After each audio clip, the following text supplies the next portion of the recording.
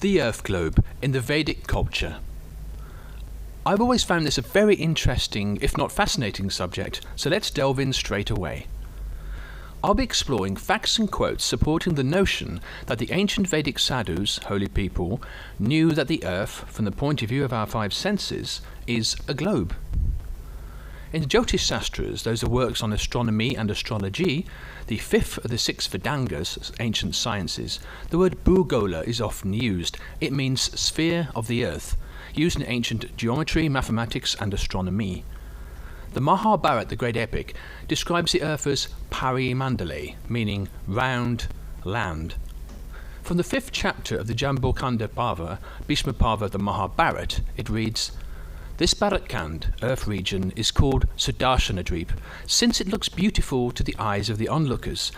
Being circular, it looks like the disk of the Lord. It is in the form of a globe, since all the four corners of this Bharatkand are rounded, like the bale fruit."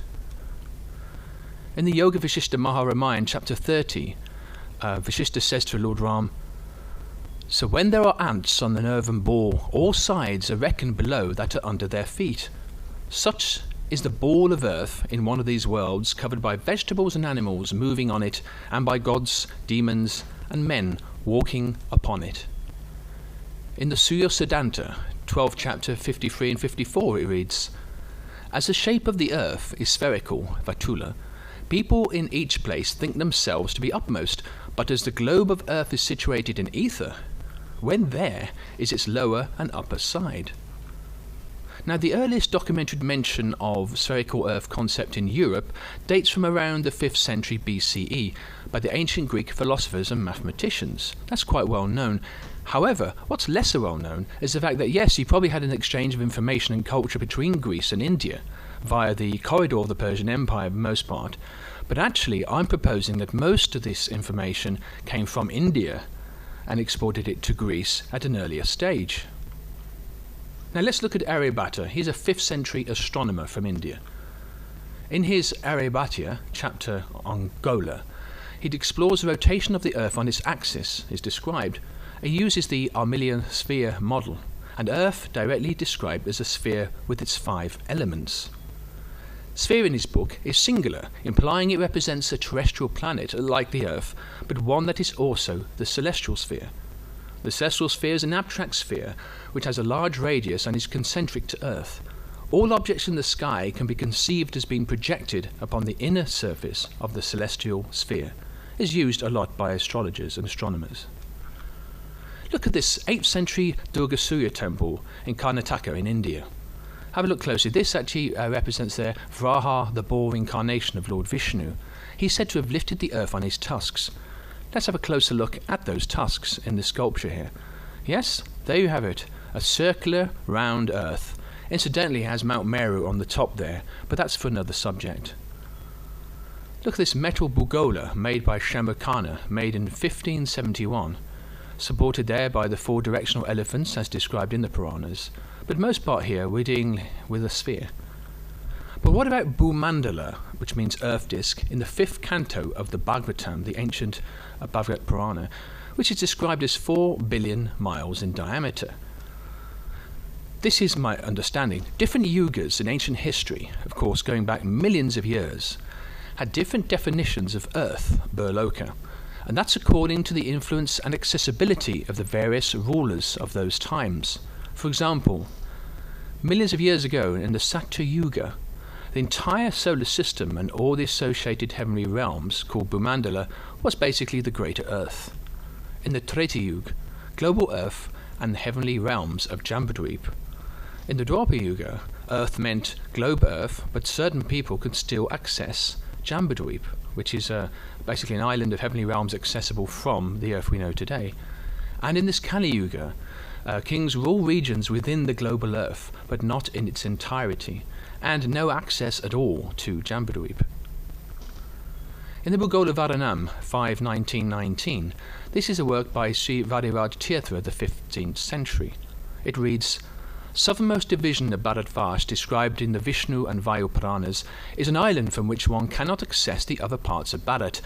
It is 1,000 yojanas at 8,000 miles in width and height. It is named variously as Bharatkand or Sudarshana. And the earth is kind of like a little prison for us and our five senses. Also in the Bhugola Varanam, in the version translated from Sanskrit by Badaranayan Murthy, his book includes this drawing of Bharat Khand based on the actual text itself. Again, a circular earth there. Now let's look at some of the quotes by A.C. Bhaktivedanta Swami Prabhupada, the founder Acharya of the International Society for Krishna Consciousness. He, for a start, didn't seem to have any problem with the concept of an earth globe. In the Bhagavatam 3.23.43 purport, he writes, "All the planets are here described as Gola, round. Every planet is round, just like islands in the great ocean." This is Bhagavad Gita lecture in New York. "Just like here in this planet, when you go up, you see it is a ball, but in this ball there are so many controlling deities here also." This is a discussion with Shamsundar Prabhu. How much the big Vraha animal was to pick up the whole earth, earthly planet, just like a ball. In a conversation in London in 1973, Prabhupada said, "In the Vedic Shastra, millions of years ago, it is mentioned Bhugola. Gola means round." In Los Angeles, Prabhupada said, "The world is round, that is fact. Bhu means the earth, Gola means round. According to Sanskrit, it is called Bhugola. Long, long ago, before Galileo." And finally, an interesting subject here. This, of course, is the Earth in stereographic projection, which some people actually think that's what the Vedas is describing, but it's a working model more than anything else. It's not supposed to be taken as the literal shape of the Earth. But let's look at this, shall we? I just want to explore this area. Let's say you wanted to go for a flight in Australian Sydney to Cape Town in South Africa. So you may perhaps make a couple of flights there, not direct perhaps, to Dubai and then on to Cape Town. A kind of a straight line when using the Earth in stereographic projection. But you turn that into a globe, and this is what you actually get. This is the actual direction of the flight. Now, flat Earth conspiracy theorists say, well, why not go straight then? If the Earth is a globe, then why not go straight from Australia to Africa? And they get very excited about that. But of course, the flat model only works because domestic planes avoid Antarctica. And the vast majority of international airports are in the northern hemisphere, or near the hemisphere. That's where the majority of the world's population is also. So it's more geopolitical. So here we all are here, on this globe, of course, in our happy lives, of course limited to our five senses, but it doesn't mean there aren't other things we can't see.